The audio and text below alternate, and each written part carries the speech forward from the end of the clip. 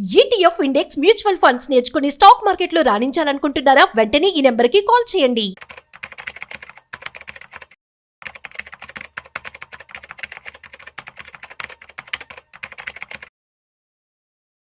Breaking news. SEBI Reliance అదేవిధంగా BlackRock joint వెంచర్ని SEBI approve చేస్తూ బ్రోకర్ లైసెన్స్ అనేది ఆమోదించడం జరిగింది. సో దీనికి సంబంధించి పూర్తి సమాచారం మనతో చెప్పడానికి ఇవాళ మనతో ఫినాన్షియల్ ఎక్స్పర్ట్ శ్రీరామచంద్రమూర్తి గారు ఉన్నారు. సో వారి మాటల్లో మరింత సమాచారం అడిగి తెలుసుకుందాం. సో హాయ్, హలో, నమస్తే, వెల్కమ్ టు సుమన్ టీవీ. నేను మీ Rajiv Pasupuleti. So hi sir, నమస్తే. నమస్తే అండి సార్, ఇదొక బ్రేకింగ్ న్యూస్ అని చెప్పుకోవచ్చు. So SEBI Reliance at the same time BlackRock joint venture ని బ్రోకింగ్ సంస్థగా కూడా ఆమోదించడం జరిగింది సెబీ. సో అసలు ఈ యొక్క బ్రోకర్స్ యొక్క పని ఎలా ఉంటుంది ఏంటంటే ఏమని చెప్తారు? సో ఇప్పుడు బ్రోకర్స్ ఏంటంటే ఇప్పుడు Jio Reliance plus BlackRock అనేది ఒక క్వాలిటీ టీమ్ అనమాట. బ్లాక్ రాక్ ఆల్రెడీ ఇంటర్నేషనల్ గా well established company, MNC company.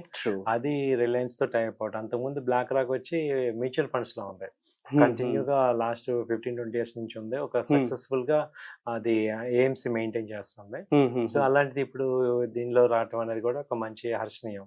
ఏంటంటే బ్రోకింగ్ జనరల్ గా ఏంటంటే ఇప్పుడు బ్రోకింగ్ అంతా కూడా ఒక 2 రకాలుగా అయిపోయింది. ఒకటి డిస్కౌంట్ బ్రోకరేజ్, అంటే ఇప్పుడు మీకు జెరోదా గానీ ఈ గ్రో యాప్ వీటన్నిటిలో ఏంటంటే ఆన్లైన్ డిస్కౌంట్ బ్రోకరేజ్, అంటే మీకు బ్రోకరేజ్ తగ్గించేయటం, పర్ ఆర్డర్ 20 రూపీస్ 30 రూపీస్ అలా తీసుకోవడం. ఇంకోటి ఏంటంటే ప్రీమియం బ్రోకింగ్, అంటే ఒక మంచి ప్రీమియం అడ్వైజర్ ఇచ్చి వెల్త్ క్రియేట్ చేసి మీతో ఫాలో అప్ చేసి, అంటే ఒక వెల్త్ ని క్రియేట్ చేసేది ప్రీమియం బ్రోకింగ్. అవును. సో ఇప్పుడు ఈ 2 రకాలుగా అయిపోయాయి. ఇప్పుడు ఈ జియో బ్లాక్ రాక్ పొజిషనింగ్ ఎలా ఉంటుందో చూడాలి. అంటే రిలయన్స్ కూడా యాడ్ అయింది కాబట్టి మేబీ ఒక కొత్త ఒరవడిని తీసుకొస్తారు. అయితే వీళ్ళు ఏంటంటే ఎక్కువ ఏ టూల్స్ వాడచ్చేమో, ఆర్టిఫిషియల్ ఇంటెలిజెన్స్ వాడి కొత్తగా ఇన్వెస్ట్మెంట్ కి రీడిఫైన్ చేస్తారేమో చూడాలి. సో అయితే ఒక వెల్కమ్ మార్పే మంచి ఛాన్స్ ఉంది. సో వాళ్ళ ఇప్పుడు ఇవాళ ఏ బ్రోకర్ అయినా కానీ మెయిన్ రోల్ ఏంటంటే వాళ్ళు ఇన్వెస్టర్స్ కి హెల్ప్ చేయటం, వాళ్ళ ఫండ్స్ గ్రో అయ్యేటట్టు మంచి క్వాలిటీ అడ్వైజ్ ఇస్తే ఆటోమేటిక్ గా రెస్పెక్ట్ ఉంటది వాళ్ళకి. True.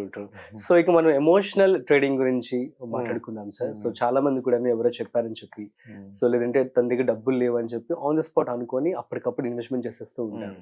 At the same time so ఎలా ఇన్వెస్ట్మెంట్ చేయాలి ఏంటి, ఒకవేళ ఫ్రెషర్ గా ఎవరైతే స్టాక్ మార్కెట్ లో పెట్టుబడి పెట్టాలనుకుంటున్నారనుకో, సో వాళ్ళకి ఏం చెప్తారు మీరు? ఫస్ట్ స్టాక్ మార్కెట్ లో ఇన్వెస్ట్ చేసే వాళ్ళందరికీ నేను చెప్పేది ఏంటంటే ఒక 20 years ఉండాము అనేటట్టు ఫస్ట్ మీరు ప్లాన్ చేసుకోండి. ఈ స్టాక్ మార్కెట్ లో 20 years ఉందాం, ఇవాళ రేపు కాదు. సో ఇవాళ ఏదో డబ్బులు సంపాదించేసి ఒక 1 month లో లేకపోతే 1 week లో సంపాదించేద్దాం అలా కాదు. ఒక 20 years మనం ఈ మార్కెట్ లో ఉండాలి, అప్పుడు మంచి వెల్త్ క్రియేట్ అవుతాయి. So it is not a one day match. Okay. So second point ఏంటంటే నాలెడ్జ్ గెయిన్ చేసుకొని ఇప్పుడు ఎవరు ఏది చెప్పినా వినండి. విన్నగానే పెట్టుబడి పెట్టద్దు, ఎందుకంటే డబ్బులు మనవి, రిస్క్ మనది, రెస్పాన్సిబిలిటీ మనది. సో ఒక రెస్పాన్సిబిలిటీ తీసుకొని ఏదో క్యాజువల్ గా మనం వాళ్ళు చెప్పారు వీళ్ళు చెప్పారు అని చేయటం కాదు. అసలు ఎందుకు చెప్తున్నారు, దానిలో మంచి చెడు ఏంటనేది మనం ఆలోచించుకొని అవసరమైతే ఫైనాన్షియల్ అనలిస్ట్, మనకంటూ ఒక ఫైనాన్షియల్ అడ్వైజర్ ఉండాలి. ఓకే. వాళ్ళతో ఒకసారి కన్సల్ట్ చేసుకొని జరుగుతుంది. అంటే ఇప్పుడు ఏ ఫీల్డ్ కి ఇప్పుడు మనకి ఏదైనా ప్రాబ్లం వచ్చింది సార్, చిన్న జ్వరం వచ్చింది సరే మనం ఏదో టాబ్లెట్ వేసుకుంటాం. పెద్ద ప్రాబ్లం వచ్చింది కంపల్సరీ డాక్టర్ దగ్గరికి వెళ్తాం కదా. సో ఇక్కడ కూడా ఏంటంటే ఇక్కడ హెల్త్ డాక్టర్ ఎలాగో వెల్త్ డాక్టర్, ఫైనాన్షియల్ ఎక్స్పర్ట్, వాళ్ళని మనం కన్సల్ట్ చేయడం ద్వారా మీకేంటంటే మిస్టేక్స్ తగ్గిపోతాయి. అవును. ఇప్పుడు ఒక 5 lakhs అబోవ్ ఇన్వెస్ట్ చేస్తున్నప్పుడు మీరు ఒక పోర్ట్ఫోలియో క్రియేట్ చేసుకోవటం, వాళ్ళతో మాట్లాడి ఎవరో ఒకళ్ళు ఒక మంచి ఫైనాన్షియల్ ఆ ఫీల్డ్ లో ఎక్స్పర్ట్స్ తో మాట్లాడండి. ఈవెన్ సెబీ కూడా అదే చెప్తాను. ఇప్పుడు మామూలుగా ఎవరు పడితే వాళ్ళతో కాదు, ఏది పడితే అది అడ్వైజరీ కాదు. ఒక రెస్పెక్టెడ్ ఆ పొజిషన్ లో ఉన్న వాళ్ళతో మాట్లాడటం వల్ల మీకు నాలెడ్జ్ వస్తుంది, ఎందుకు కొనాలి, ఏంటి రీజన్, మళ్ళీ బ్యాకప్ లో మళ్ళీ రివ్యూ చేయించుకోవాలి. అలా చేయించుకుంటే ఏంటంటే మనకి ఇక్కడ ఎంజాయ్మెంట్ కి స్టాక్ మార్కెట్ ఏదో చేసాము వచ్చింది పోయిందని ఫ్రెండ్స్ తో మాట్లాడటం, లేకపోతే వచ్చింది ఆ టైప్ లో కాకుండా ఒక వెల్త్ క్రియేషన్, ఒక డిసిప్లిన్, ఒక సీరియస్నెస్ తో చేసేటట్టు మనం ముందు మైండ్ ప్లాన్ చేసుకోండి. అవును. సో ఇది ఏంటంటే ఒక ప్యాసివ్ ఇన్కమ్, సో ఇది ఒక సీరియస్ గా ఒక ఇన్కమ్ జనరేట్ చేయడానికి ఒక మంచి సోర్స్. దాన్ని ఏంటంటే మనము ఫస్ట్ లోనే మనము ఏదో చాలా క్యాజువల్ యాటిట్యూడ్ తో వెళ్ళటం వల్ల ఏమవుతాం అంటే లాస్ అవుతాం. లాస్ అవటం వల్ల మనం ఏమవుతుంది, ఇంట్లో రెస్పెక్ట్ పోతుంది. రెండోసారి మళ్ళీ ఇన్వెస్ట్ చేద్దాం అంటే మనకి సెల్ఫ్ కాన్ఫిడెన్స్ కూడా తగ్గిపోతుంది. ఇంట్లో వాళ్ళు యాక్సెప్ట్ చేయరు. ఫెయిల్యూర్ ఎలా ఉంటదంటే క్యాజువల్ గా చేసేది దాని వల్ల ఫెయిల్యూర్ అవటం వల్ల మీకు రేపొద్దున సీరియస్ వెల్త్ క్రియేట్ అయ్యేటప్పుడు ప్రాబ్లం అవుతుంది. కాబట్టి ఆ చేసేది ఏదో కూడా మీరు ఒక మంచి పర్సన్ తో మాట్లాడి అడ్వైస్ తీసుకొని పర్ఫెక్ట్ గా చేస్తే ఆ సక్సెస్ వేరు. ఓకే, సో ఇక్కడ 2 క్వశ్చన్స్. ఫర్ ఎగ్జాంపుల్ నా దగ్గర డబ్బులు ఉన్నాయి, నేను జస్ట్ ఏదో యూట్యూబ్లో ఎక్కడ చూసి ఇన్వెస్ట్మెంట్ చేసేస్తున్నాను, కానీ దానికి ఒకవేళ ఆ డబ్బులు ఉండొచ్చు పోవచ్చు, బట్ నేను సేవింగ్ అయితే ఉండాల్సి ఉంటుంది.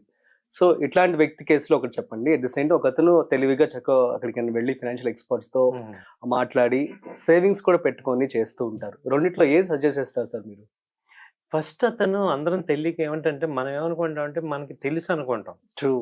ఇప్పుడు నేను ఒక MBA ఫైనాన్స్ చదివాను, లేకపోతే నేను బీటెక్ చేశాను, నేను ఆల్రెడీ జాబ్ చేస్తున్నాను, నేను ఒక పొజిషన్ లో ఉన్నాను, సో నాకు అన్ని తెలుసు అనుకుంటాం. అవును, బట్ మనకి మన సబ్జెక్ట్ లో తెలుస్తుంది, పక్క సబ్జెక్ట్ లో తెలియదు. ఎగ్జాక్ట్లీ, అది అర్థం చేసుకోవాలి. అంటే వాళ్ళు ఏమైందంటే జనరల్ నాలెడ్జ్ కాదు, focused knowledge important. True true.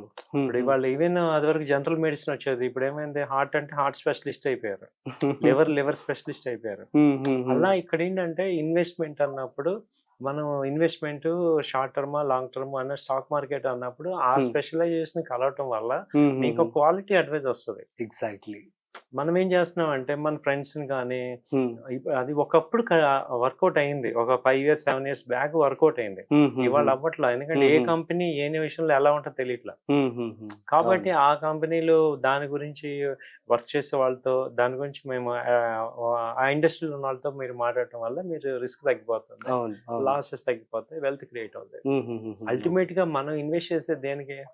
మన డబ్బు గ్రో అవటానికి, మన వెల్త్ క్రియేట్ చేసుకోవడానికి. కాబట్టి దానికి కంపల్సరీ మనం ఒక క్వాలిఫైడ్ పర్సన్, ఒక మంచి అనలిస్ట్, సీరియస్ పర్సన్ తో మాట్లాడటం అనేది బెటర్ అన్నమాట.